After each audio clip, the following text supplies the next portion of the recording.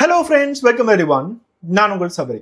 கரெக்டா ஏப்ரல் 16ஆம் தேதி 2019 வருடம் உத்தரப்பிரதேஷ் பரேலி டிஸ்ட்ரிக்ட்ல இருக்கிற ஒரு ஃபேமஸான ஹாஸ்பிட்டலுக்கு காலையில 9 மணி பக்கம் ரொம்ப எமர்ஜென்சியா ஒரு ஆம்புலன்ஸ் வருது. அந்த ஆம்புலன்ஸ்குள்ளார உயிருக்கு போராடிட்டு இருக்க ஒரு பேஷண்டோட உடம்பு ஃபுல்லா நெருப்பு எரிஞ்ச காயங்கள், சூசைட் பண்ணிக்கிட்டாரு அப்படிங்கிற மாதிரி சொல்றாங்க. நார்மலா எமர்ஜென்சி நம்பருக்கு கால் பண்ணி தான் இந்த ஆம்புலன்ஸை புக் பண்ணியிருக்காங்க. இந்த ஆம்புலன்ஸ் அந்த வீட்டுக்கு போகும்போது சுத்தி இருந்த நிறைய மக்கள் இவரோட உடம்புல தண்ணி ஊத்துறதும் பிளாங்கெட் வச்சு போத்துறதும் இந்த மாதிரி எல்லா விஷயங்களும் பண்ணிட்டு இருந்தாங்க. ஆனா உடம்பு ஃபுல்லாவுமே எரிஞ்சு போயிடுச்சு. அவங்களுக்கு நல்லாவே தெரியுது இவரோட உயிரை காப்பாத்துறது ரொம்ப ரொம்ப ரொம்ப கஷ்டம். அதனாலதான் இந்த மாதிரி ஒரு பெரிய ஹாஸ்பிட்டல்ல வந்து அட்மிஷன் எடுத்தாங்க. டாக்டர்ஸ் எல்லாமே இவருக்கு ட்ரீட்மெண்ட் ஆரம்பிக்கும் போது அவங்களுக்கு முக்கால்வாசி இவர் இறந்துருவாருங்கிறது தெரிஞ்சு போச்சு. ஏன்னா அந்த லெவலுக்கு நிறைய எரிக்காயங்கள், உள்ளுக்குள்ள இருக்க ஆர்கன் முதற்கொண்டு எரிஞ்சிருக்கு. இருந்தாலும் அவங்களால முடிஞ்ச லெவலுக்கு ட்ரை பண்ணாங்க. பேஷண்டோட பேரு சத்யவீர். இந்த சத்யவீர் அப்படிங்கிறவர் ஒரு பிரைவேட் கம்பெனில எக்ஸிகியூட்டிவா வேலை பார்க்கிறாரு. அவருக்கு 28 வயசு. அவரோட மனைவி பேரு பிரேம்ஸ்ரீக்கு 26 வயசு. இவங்க ரெண்டு பேத்துக்கும் ஒரு அழகான 1.5 வயசு பெண் குழந்தையும் இருக்கு.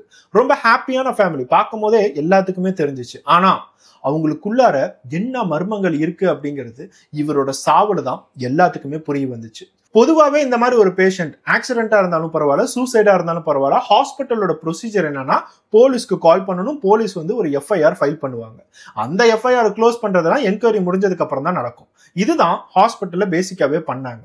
போலீஸ்க்கு கால் பண்ணதுக்கு அப்புறம் அந்த ஏரியா போலீஸ் ஸ்டேஷன்ல இருந்து 2 போலீஸ் கான்ஸ்டபிள் பக்கம் வராங்க. எல்லாத்தையுமே டீடைலா எழுதுறாங்க. எப்படி இது நடந்துச்சு, இது ஆக்சிடென்டா இல்ல சூசைடா. அவரோட மனைவியோட உடம்புல முதற்கொண்டு சில தீக்காயங்கள் இருந்துச்சு. அவரோட மனைவியான பிரேம்ஸ்ரீ என்ன சொல்றாங்க, திடீர்னு இவர் பத்திக்கிட்டு எரிஞ்சாரு, நான் அவரை காப்பாற்ற போய் தான் எனக்கு இவ்வளவு தீக்காயங்கள்னு சொல்லிட்டு அவங்களும் ட்ரீட்மெண்ட்ல தான் இருக்காங்க.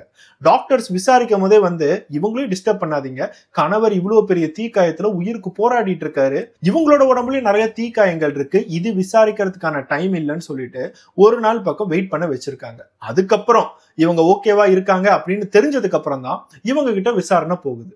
பிரேம்ஸ்ரீ என்ன சொல்றாங்க, இவருக்கு நிறைய பினான்சியல் ப்ராப்ளம்ஸ் இருக்கு, கடன் தொல்லைகள் நிறைய இருக்கு, கொஞ்ச நாளாவே டிப்ரெஷன்ல தான் இருந்தாரு, அதனாலதான் சூசைட் பண்ணிக்குவாரோ அப்படின்னு நினைக்கிறேங்கிறது தான் அவங்க போலீஸ்ட சொன்னாங்க. ஏன்னா காலையில நான் எப்பயுமே தூங்கிட்டு இருந்தேன், காலையில ஒரு 8:30 மணி பக்கம் தான் இவர் தீப்பத்தை வச்சுக்கிட்டாரு, இவர் கத்துறதை கேட்டு திடீர்னு நான் எந்திரிச்சு பார்த்தேன் இவர் பத்திட்டு இருந்தாரு, ஐயோ என்ன பண்றதேன்னு சொல்லிட்டு தான் ஒரு பிளாங்கெட் எடுத்து போத்து விட்டேன், காப்பாத்துறதுக்கு ட்ரை பண்ணேன், எனக்கும் நிறைய தீக்காயங்கள் ஆயிடுச்சு அப்படிங்கிறத போலீஸ்ட சொல்றாங்க.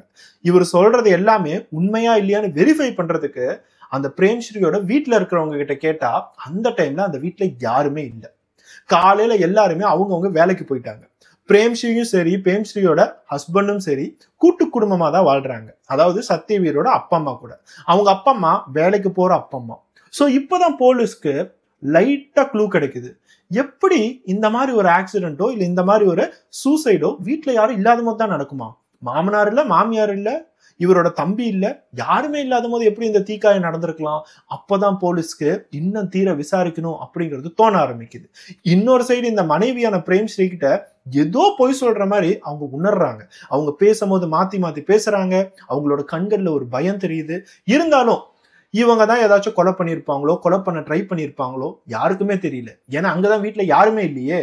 இந்த இடத்துல சத்யவீர் வாயை திறந்தா மட்டும்தான் எதா இருந்தாலும் நடக்குங்கிறது போலீஸ் ஆரம்பத்திலே யோசிச்சாங்க.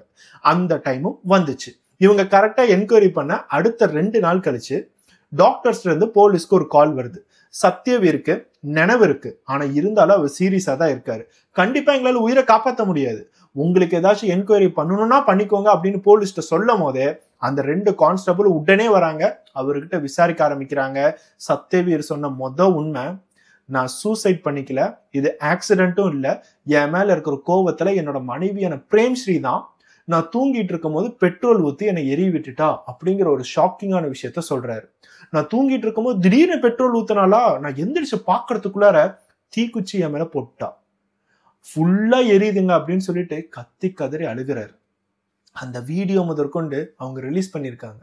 கடைசியா அந்த வாக்குமூல வீடியோன்னு சொல்லிட்டு அந்த வீடியோலாம் நம்ம பார்த்தாவே கண் கலங்க செய்வோம். பொதுவா ஒரு மனைவி ஹஸ்பண்ட எதுக்காக பத்தி விடுறாங்க, எதுக்காக அவங்கள கொல்லணுங்கிற தேவை? இந்த மனைவிக்கு வேற ஏதாச்சும் தொடர்பு இருக்கா? வேற யாரையோ கல்யாணம் பண்ணிக்கணும்னு சொல்லிட்டு இவரை கொல்றாங்களா? இல்ல இவருக்கு வேற யாராச்சும் தொடர்பு இருக்குன்னு சொல்லிட்டு கோபத்துல இதை பண்றாங்களா?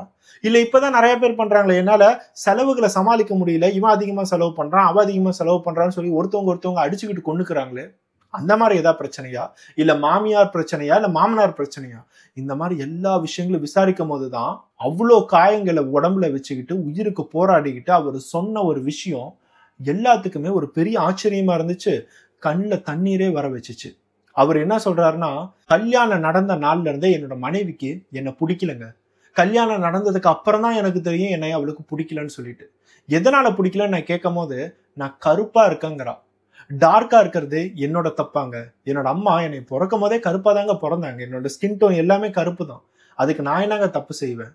கல்யாணம் பண்றதுக்கு முன்னாடியே எனக்கு வெள்ளையா தான் ஒரு மாப்பிள்ளைய பார்க்கணும்னு சொல்லிட்டு இவங்க இருந்திருந்தாங்கன்னா இந்த பிரச்சனையே வந்திருக்காது. அப்பா அம்மா சொல்றாங்களேன்னு சொல்லிட்டு கல்யாணம் பண்ணிக்கிட்டாங்க. கல்யாணம் பண்ணதுக்கு அப்புறம் நான் கருப்பா இருக்கேன்னு சொல்லிட்டு வெளியே எங்கேயுமே எனக்கு கூட்டிட்டு போக மாட்டாங்க. நான் எங்கேயாச்சும் கூட்டிட்டு போறேன்னா வரமாட்டாங்க. தனியா எங்கேயோ போவாங்க, ஃப்ரெண்ட்ஸ் கூட போவாங்க. ஆனா ஒரு நாள் கூட கணவர் கூட போகணும்னு சொல்லிட்டு அவங்க நினைச்சதே இல்லை. ஏன்னா வெளியே போனா என்னோட கணவர் கருப்பா இருக்காருன்னு சொல்றதுக்கு அவங்களுக்கு கேவலமா இருந்திருக்கு. அதனால எங்களோட லைஃப்ல நிறைய பிரச்சனை வந்திருக்குங்க. எங்களுக்கு கல்யாணம் ஆகிய 2.5 வருஷம் தாங்க ஆகுது.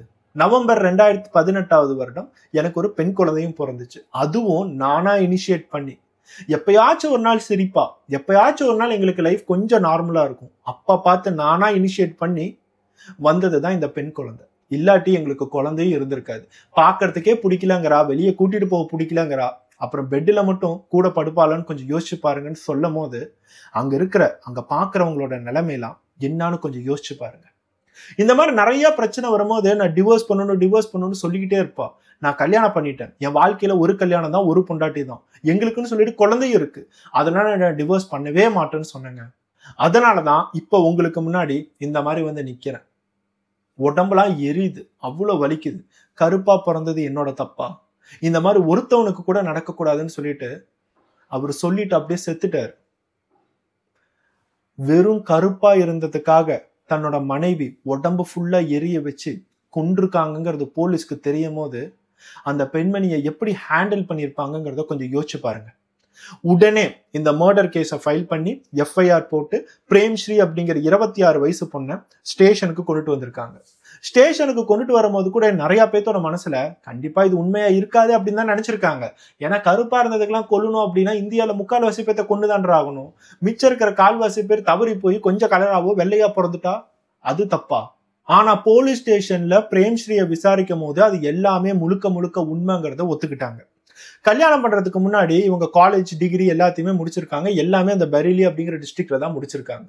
இந்த பிரேம்ஸ்ரீ அப்படிங்கிறவங்க பாக்குறதுக்கு கொஞ்சம் கலராகவும் ரொம்ப அழகாவும் இருப்பாங்க. அதனால காலேஜ்ல பாத்தீங்கன்னா ஒரு பொண்ணு கொஞ்சம் கலரா அழகா இருந்துச்சு, கொஞ்சம் ஸ்டைலா இருந்துச்சு அப்படின்னாவே நிறைய ப்ரொபோசல் வரும். நல்லவனா கெட்டவனா, அவன் எப்படிப்பட்டவன், இதெல்லாம் பார்க்க மாட்டாங்க. ரொம்ப பாக்கிறதுக்கு அழகா இருக்கானா, ஸ்டைலா இருக்கானா, அவன் எவ்வளவு பெரிய புறம்போக்கா இருந்தாலும் லவ் பண்ணலாமேன்னு சொல்லிட்டு ஏதோ கருமத்தை பண்ணிட்டு இருப்பாங்க. அந்த மாதிரி கேட்டகரியில தான் இந்த பிரேம்ஸ்ரீயும் வந்தாங்க. இவங்களுக்கும் நிறைய லவ் இருக்குது, இன்னொரு பக்கம் நிறைய பிரேக்கப் இருக்கு. ஆனா காலேஜ் முடிக்கும் போது இவங்க எல்லாமே ஃப்ரெண்ட்ஸ் கிட்ட என்ன சொல்லியிருக்காங்க, எனக்குன்னு சொல்லிட்டு ஒரு பாய் ஃப்ரெண்டோ இல்ல எனக்குன்னு சொல்லிட்டு ஒரு ஹஸ்பண்டோ வந்தா கண்டிப்பா அவங்க சூப்பரா பாக்குறதுக்கு எல்லாத்துக்குமே பாக்குறதுக்கு நல்லா இருக்கணும், எல்லாமே பொறாமப்படுற லெவலுக்கு இருக்கணும்னு சொல்லிட்டு பொதுவா அவங்களுக்குள்ள இருக்கிற ஒரு ஆசை. அந்த ஆசை இருக்கிறது தப்பு ஒண்ணும் இல்ல, அவங்களோட மனசு, அவங்களோட கனவு, அவங்க ஆசை இருக்கட்டும். ஆனா அதை தெரிவிச்ச விதம் தான் மிகப்பெரிய தப்பு. இது அவங்க அப்பா அம்மா கிட்ட என்னோட வாழ்க்கையில ஒரு முக்கியமான விஷயம்னு தெரிவிக்காம அவங்க அப்பா அம்மா பொதுவா வந்து தன்னோட பொண்ணுக்கு வயசாயிடுச்சு அதனால கல்யாணம் பண்ணி வைக்கலாம்னு சொல்லிட்டு ஜாதகத்தை எடுத்து தேடும் போது இவங்க ஒரு வார்த்தை கூட சொல்லல எனக்கு இந்த மாதிரி மாப்பிள்ளை தான் வேணும்னு. அவங்க அப்பா அம்மா ஊரா தேடுறாங்க, ஜாதகம் செட் ஆகல, பொண்ணுக்கு வயசாகிட்டே போகுது, எத்தனை பேர் இவ ரிஜெக்ட் பண்ணுவான்னு சொல்லிட்டு அவங்களுக்கு ஒரு கன்ஃபியூஷன். ஒருவேளை நீ யாராவது லவ் பண்றியான்னு கேட்டா பொண்ணுக்கு வேற லவ்வும் இல்லை. அதுக்கப்புறம் கடைசியா நான் கொஞ்சம் வெள்ளையா கலரா மாப்பிள்ளை எதிர்பார்க்கிறேன் அப்படின்னு கேட்டா வெள்ளையா கலரா இருக்கிற மாப்பிள்ளைகள் நிறைய பேர் இருக்காங்க. ஆனா அவங்களுக்கு சம்பாத்தியம் இல்லை, அவங்களுக்கு வீடு இல்லை, அவங்களுக்கு வசதி இல்லைன்னு சொல்லிட்டு ஒவ்வொன்றா அப்படியே மூவ் ஆன் ஆகிட்டே இருக்கு. கடைசியா அவங்க அப்பா அம்மா வந்ததுதான் இந்த சத்யவீர். இந்த சத்யவீர் பாக்குறதுக்கு கொஞ்சம் டார்க் காம்ப்ளெக்ஷனா இருந்தாலும் ரொம்ப நல்ல மனுஷன், உன்னை நல்லபடியா வச்சு காப்பாத்துவார். தயவு செய்து இவரை நீ கல்யாணம் பண்ணிக்கோ, ஏதோ கனவுகளை கண்டு வேற எவனையோ போய் கட்டிக்கிட்டு உன்னோட வாழ்க்கையை தொலைச்சிடாத அப்படின்னு சொல்லி அட்வைஸ் பண்ணி கல்யாணம் பண்ண வச்சுட்டாங்க. இந்த பொண்ணும் சரி அப்பா அம்மா சொல்றாங்கல்ல நாம எல்லாத்தையுமே மறந்துட்டு கல்யாணம் பண்ணலாமேன்னு சொல்லிட்டு கல்யாணம் பண்ணிட்டு அதுக்கப்புறம் தான் அவங்களுக்குள்ளார ஏன்டா கல்யாணம் பண்ணோம் அப்படிங்கிறது தோண ஆரம்பிக்குது. கல்யாணத்துக்கு அடுத்த நாளே தன்னோட கல்யாண போட்டோ பார்க்கும் போதும் தன்னோட ஃப்ரெண்ட்ஸ்க்கு முன்னாடி நிற்கும் போதும் இவரை எப்படி நம்ம இன்ட்ரடியூஸ் பண்ணுவோம்னு சொல்லிட்டு இவங்களுக்குள்ளாரே ஒரு இன்ஃபீரியாரிட்டி காம்ப்ளெக்ஸ் வந்திருக்கு. ஆனா சக்திவேல் ரொம்ப கான்பிடென்டான ஆளு. அவர் கொஞ்சம் கூட யோசிச்சு பார்க்கல தன்னோட மனைவிக்கு இதுதான் பிரச்சனைன்னு சொல்லிட்டு. இதுதான் பிரச்சனைன்னு தெரிஞ்சதுக்கு அப்புறம் கூட அவர் விலகணும்னு சொல்லி நினைக்கல. நான் உன்னை கல்யாணம் பண்ணியிருக்கேன், நீ கலரு கம்மின்னு சொல்லிட்டு நான் விட்டுட்டு போகணும்னு நினைச்சினா அப்புறம் நான் உன்னை ஏமாத்துறதாகும், உங்க அப்பா அம்மாவையும் ஏமாத்துறதாகும். அவங்க எவ்வளவு கனவுகளோட உன்னை எனக்கு கட்டி தந்திருப்பாங்கன்னு சொல்லும் போது கூட இவளுக்கு புரியவே இல்லை. ஏகப்பட்ட சண்டைகள், டிவோர்ஸ் பண்ணலாமான்னு சொல்லிட்டு இனிஷியேட் பண்றது, இந்த மாதிரி வாழ்க்கை பாட்டுக்கு போயிட்டே தான் இருந்துச்சு. அதுக்கப்புறம் பெண் குழந்தை, இந்த மாதிரி எல்லா விஷயங்களும் லைனா சொல்லிக்கிட்டே வந்தாங்க. கடைசியா ஏப்ரல் 16 2019 வருடம் அந்த சம்பவம் நடக்கிறதுக்கு முன்னாடி நாள் இந்த சக்திவேல் தன்னோட மனைவியான பிரேம்ஷி ஆகட்டும், அந்த 1.5 வயசு பொண்ணாகட்டும் மாமியார் வீட்டுக்கு கூட்டிட்டு போயிருக்காங்க. மாமியார் வீட்டுக்கு போய் உங்க பொண்ணு என்கிட்ட ரொம்ப சண்டை போடுறாங்க அப்படின்னு சொல்லும் போதுதான் அந்த மாமியாரே ஆரம்பத்துல இவ இந்த மாதிரி எனக்கு கலரா மாப்பிள்ளை வேணும்னு நினைச்சா, ஆனா இந்த லெவலுக்கு வரும்னு சொல்லிட்டு நாங்க நினைக்கவே இல்லை மாப்பிள்ள, அவளுக்கு டோட்டலா உங்களை சுத்தமா பிடிக்கல, டிவோர்ஸ் வாங்கணும்னு சொல்லிட்டு ஒத்த காலில் நிக்கிறான்னு சொல்லி அந்த இடத்துல ஏகப்பட்ட பிரச்சனைகளா இருக்கு. அதுக்கப்புறம் மாமியார்ட்டெல்லாம் பேசிட்டு தான் அன்னைக்கு நைட்டு தன்னோட மனைவி வீட்டுக்கு கூட்டிட்டு வந்து படுத்து தூங்கி இருக்காரு. காலையில விடிகாலையில எழுந்திரிச்சு அந்த வீட்டுல இருக்கிறவங்க எல்லாமே வேலைக்கு போயிட்டாங்க. அன்னைக்கு காலையில பிரேம்ஸ்ரீயோட கணவனான சத்யவீர் மட்டும்தான் பெட்ரூம்ல இருந்தாங்க. தன்னோட கணவரை ரொம்ப நேரமா பார்த்திருக்காங்க. இனிமேட்டு என்னால சகிக்க முடியாது, எனக்கு இந்த கணவர் வேண்டான்னு சொல்லிட்டு உடனே கிச்சனுக்கு போய் பெட்ரோல் ஒரு கேன் எடுத்து அவர் தூங்கிட்டு இருக்கும் போதே அவர் மேல எல்லாம் ஊத்தி அவர் கண்ணு முழிக்கிறதுக்குள்ளார பத்த வச்சுட்டாங்க. பத்த வைக்கும் போது அவங்க பக்கத்துல இருந்ததுனால அவங்களுக்கும் சில தீக்காயங்கள் ஆயிருக்கு. அவரு நல்லா எரியும் போது நல்லா கத்திருக்காரு. அப்பதான் சுத்தி இருக்கிற மக்கள் எல்லாமே கேட்டு வீட்டுக்குள்ளார வந்திருக்காங்க. சுத்தி இருக்கிற மக்கள்லாம் வர்றதை பார்த்து இவங்க உடனே ஒரு பிளாங்கெட் எடுத்து அமைக்கிற மாதிரியும் காப்பாத்துற மாதிரியும் இது ஒரு சூசைட் மாதிரியும் எல்லாம் ஆக்ட் பண்ணி ஆம்புலன்ஸை கூப்பிட்டு கடைசியா இங்க வந்து முடிச்சிருக்காங்க. இது எல்லாம் போலீஸ்க்கு கேட்கும் போது இவ எந்த மாதிரிடா மனுஷி, இந்த மாதிரி விஷயத்துக்கெல்லாம் கொலை பண்ணுவாங்களா, அவன் எந்தெந்த விஷயத்துக்கெல்லாம் கொலை பண்றா, இவன் என்னடா அப்படின்னு சொல்லி தோண ஆரம்பிக்குது. இந்த எல்லா என்கொயரி முடிச்சதுக்கு அப்புறம் போலீஸ் எப்பயும் போல ஷார்ட் ஷீட் ஃபைல் பண்றாங்க. அந்த பெண் குழந்தை 1.5 வயசு பெண் குழந்தைய சத்யவீரோட அப்பா அம்மா கிட்ட விடுறாங்க. இந்த பெண்ணை ரிமாண்ட் எடுத்து இப்ப அவங்க ஜெயில தான் இருக்காங்க. கோர்ட்ல கேஸ் என்ன நடந்துகிட்டு தான் இருக்கு.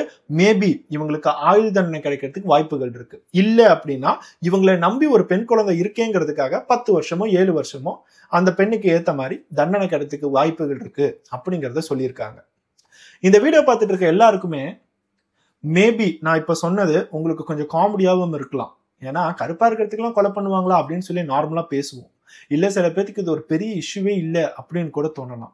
ஆனா இந்த வீடியோ பார்த்துட்டு இருக்க ஒவ்வொருத்தவங்களுக்கும் நான் சொல்றேன், இது ஒரு சீரியஸான இஷ்யூ. இந்த இடத்துல பிரேம்ஸ்ரீ மாதிரி எத்தனை பேர் இருக்காங்கிறது உங்களுக்கு தெரியவே தெரியாது. இதெல்லாம் எங்க இருந்து ஆரம்பிக்குது அப்படின்னா நம்ம குழந்தைங்களுக்கு என்ன கத்துத்தரமோ அங்க இருந்து தான் ஆரம்பிக்குது. உங்களோட ஒவ்வொரு குழந்தைங்களுக்கும் தயவு செய்து சின்ன வயசுல இருந்து அவங்களோட ஃப்ரெண்ட்ஸை எல்லாத்தையுமே காமனா பார்க்க சொல்லுங்க. பிரிச்சு கலர் வேற, ரீஜியன் வேற, ஜாதி வேற, இந்த மாதிரி தயவு செய்து பார்க்கறதுக்கு மட்டும் சொல்லி தந்துடாதீங்க. அது சின்ன வயசுல இருந்தே அவங்களோட மனசுல இறங்கி கடைசியா அவங்களை ரொம்பவே பாதிக்கும். அவங்க எந்த இடத்துக்கு போனாலும் அவங்க ஆசைப்படுற பாதிக்கும். அவங்க எந்த இடத்துக்கு போனாலும் அவங்க ஆசைப்படுற சில பேரை மட்டும்தான் தேடுவாங்க. அவங்க ஆசைப்படுற சில பேர்த்துக்கிட்ட மட்டும்தான் பழகுவாங்க. அவங்க ஆசைப்படுற சில கேட்டகரியில் இருக்கிற மேனேஜர்ஸ்ல மட்டும்தான் அவங்க வேலை பார்க்கணும்னு நினைப்பாங்க. இந்த மாதிரி ஒரு ரேசிசம் இந்தியாக்குள்ளாரியே நடக்கிற ஒரு ரேசிசம். நம்மள இந்தியாவை விட்டு வெளியே போகும்போது எவனோ நம்மளை கேவலமா பாக்குறான். அதெல்லாம் தாண்டி நம்ம இந்தியாக்குள்ளாரியே பார்த்தா நம்மளுக்குள்ளாரியே நம்ம கேவலமா பாக்குறது எவ்வளவு பெரிய கேவலமான விஷயம். நம்ம கூட ஒருத்தன் இருக்கிறவனும் அவனும் மனுஷன்தான், அவனும் நம்மள மாதிரி ஒரு மனுஷன்தான். இந்த இடத்துல நம்ம வெவ்வேறு மாதிரி தெரிஞ்சாலும் நம்ம எல்லாமே ஒண்ணுதான் அப்படின்னு தெரியாத ஒருத்தன் மனுஷனா இருக்க முடியுமா? அவங்க எல்லாம் இன்னமும் பூமியில வாழ்ந்துட்டு இருக்க ஒரு மிருகம் தான் சொல்லணும். உங்களோட குழந்தைங்களை தயவு செய்து மிருகங்களா மாத்திராதீங்க. நம்மளோட நாட்டுல நம்மளோட பொறப்பே ஒரு டார்க் காம்ப்ளெக்ஷன் தான். ஆப்பிரிக்கால இருக்கிறவங்க ரொம்ப டார்க்கா இருக்காங்க அப்படின்னா நம்ம வந்து ப்ரௌனிஷ் டார்க்கா இருப்போம். ஆனா அதுவும் ஒரு டார்க் தான். அதுதான் நம்மளோட ரியல் கலர். அந்த ரியல் கலரை ஏத்துக்க முடியல அப்படின்னா நம்மள இந்தியாவில பிறக்காம அப்படியே செத்தரலாம் தான் சொல்லணும். உங்களால அந்த கலரை ஏத்துக்க முடியல அப்படின்னா தயவு செய்து அவங்களோட கலர் பிரச்சனை இல்லை, உங்களோட தாட்ஸ் தான் பிரச்சனை. அப்படியே அவங்கள தரக்குறைவா படுத்தி அவங்க கிட்ட தரக்குறைவா பேசி அவங்கள தரைக்குறைவா நடத்துறதுக்கு பதிலா பேசாம நீங்க வெள்ளையா இருக்கிறதுக்கு பதிலா நம்ம தான் தப்புன்னு சொல்லிட்டு நீங்க செத்துருங்க. இதுதான் ஒரே ஒரு விஷயம். அடுத்தவங்களை என்னைக்கு நீங்க தரைக்குறைவா நினைக்கிறீங்களோ அப்ப உங்களோட தரம் கொஞ்சம் கொஞ்சமா குறைஞ்சிட்டு இருக்கு அப்படிங்கறது புரிஞ்சுக்கோங்க. என்னைக்குமே கருப்பு, வெள்ளை, ப்ரௌனு என்ன வேணாலும் கலரா இருக்கட்டும், ரோஸ் ஆகட்டும், எதுவும் மேட்டர் இல்லை. அந்த இடத்துல மனசு எப்படி இருக்கு அப்படிங்கிறத பார்த்து தான் ஒரு கல்யாணம் அப்படிங்கிறதே நடக்குது. அந்த மாதிரி கல்யாணத்தை தயவு செய்து சூஸ் பண்ணுங்க. ஒவ்வொருத்தவங்களும் போய் வெள்ளையா மாப்பிள்ளை வேணும், வெள்ளையா பொண்ணு வேணும், அப்படியே ரோஸ் கலர்ல பொண்ணு வேணும். இது பொண்ணுங்களுக்கு மட்டும் இல்ல, பசங்களுக்கு இன்னுமே அதிகமா இருக்கு. கேட்கறவன் எல்லாம் எனக்கு சிகப்பா பொண்ணு வேணும், வெள்ளையா பொண்ணு வேணும், இப்படிதானே கேட்கறான். ஒருத்தவங்க கூட எனக்கு நல்ல பொண்ணு வேணும், கடைசி வரைக்கும் என்னை பாத்துக்கிற பொண்ணு வேணும், கடைசி வரைக்கும் எனக்கு அன்பா பாத்துக்கிற பொண்ணு வேணும்னு கேட்டு பார்த்ததே இல்லை. ஒரு குழந்தை பிறக்கும் போது கூட எல்லாருமே உங்களை பார்த்து என்னப்பா குழந்தையெல்லாம் கலரா இருக்கா அப்படின்னு தானே கேட்கறாங்க. இதெல்லாம் எப்ப மாறும்? கொஞ்சம் யோசிங்க. நெக்ஸ்ட் வீடியோட பார்ப்போம். பை.